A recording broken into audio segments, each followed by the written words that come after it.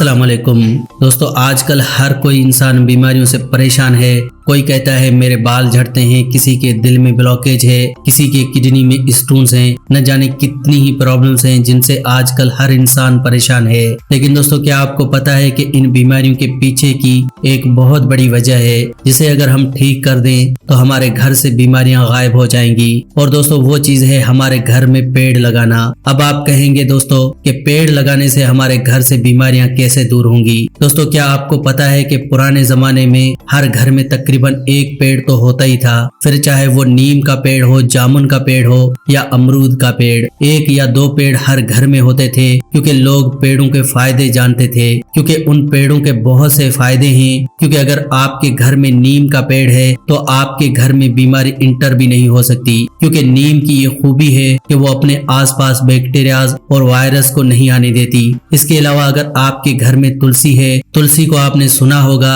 कि तुलसी को आंगन में लगाना चाहिए। वजह है कि तुलसी के आसपास मच्छर नहीं आते। ये जो आजकल डेंगू की बीमारी फैली है, मच्छर की वजह से, मच्छर आपके घर में आएंगे ही नहीं अगर आपके घर के आंगन में तुलसी का पौधा है। इसलिए दोस्तों, आप जितना इन पेड़ पौधों के नजदीक रहेंगे उतना आप बीमारियों से दूर रहेंगे। और मैं आपको हमेशा पेड़ पौधों के बहुत से फायदे बताता हूँ ताकि आप उन्हें जाने और अपने घर में जरूर पेड़ पौधे लगाएं। जब भी घर में पेड़ लगाने की बात आती है तो हम कहते हैं कि हमारा घर तो बहुत छोटा है, हमारे घर में तो जगह ही नहीं है। दोस्तों, हमारे घर में गाड़ी खड़ी करने के लिए जगह है, बाइक, स्कूटर, साइकिल के लिए जगह है, लेकिन जब पेड़ लगाने की बात आती है तो घर में जगह ही नहीं है। दोस्तों, प्लीज आप इस बात का ध्यान रखें, जितना हमारे घर में ज्यादा पेड़ पौधे होंगे उतना हम सेहतमंद रहेंगे।